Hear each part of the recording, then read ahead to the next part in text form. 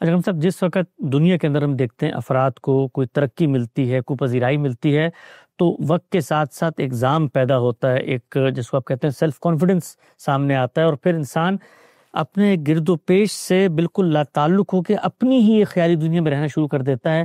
کہ اقوام کے ساتھ بھی یہ معاملہ ہوتا ہے کہ اتنی بڑی سلطنت اور اتنی بڑی فتوحات اور اتنا مال اور اتنے جس کو آپ کہتے ہیں وسائل، اور ایسے دنیا کے اندر آپ چھائے ہوئے ہیں، پھاٹکوں پہ بیٹھے ہوئے ہیں، تو اس کے نتیجے میں ایک لاشعوری طور پہ قوم میں تفوق کا، برتری کا، یا اس چیز کا جذبہ کہ ہم تو کبھی تصویر کیے نہیں جا سکتے، کہ مسلمانوں کی اس تاریخ میں یہ چیز بھی نظر آتی ہے. بالکل ایسے ہوتا ہے. افراد کو بھی آپ دیکھ لیں، یعنی اگر کسی آدمی کو اپنے آبا سے بہت مال و دولت مل جائے تو اس کے یہاں بھی یہ چیز پیدا ہو جائے. اس محلار اسی سے پیدا ہوتا ہے.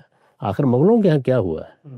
یعنی ان کے ہاں اگر آپ دیکھیں تو ان کے جو پہلے اکابر ہیں یا بڑے لوگ یہاں ان کے حکمران ہوئے ہیں، ان کے اندر وہ سارے اوصاف موجود ہیں بڑے حکمرانوں میں ہونے چاہیے. وہ اپنا دربار کیسے لگاتے ہیں، فتوحات کا کس طرح گرد و پیش سے کیسے باخبر رہتے ہیں، یہی چیزیں آہستہ آہستہ مزمن ہونا شروع ہو جاتی ہیں. اب اس کے بعد کیا ہے؟ اس کے بعد یہ کہ آپ ایک قلعے میں بیٹھے ہوئے ہیں، بس ٹھیک ہے، آپ کی بادشاہی قائم ہے، آپ کو یہ خیال بھی نہیں ہوتا کہ یہ مجھ سے چھن جائے گی. تو یہ افراد کو اگر آپ دیکھیں تو ان میں بھی یہی چیز ہوتی ہے، قوموں میں بھی یہی چیز ہوتی ہے. جس وقت آپ عروج کو چھو لیتے ہیں اس وقت بیداری کتنی رہی، اس کو آپ نے برقرار رکھنے کی کتنی سعی و جہد کی، وہ چیز جب مزمل ہوگی تو اس کا لازمی نتیجہ یہی نکلے گا. اسی کو بیان کیا ہے کہ طاؤس و رباب آخر میں یہی ہوتا ہے.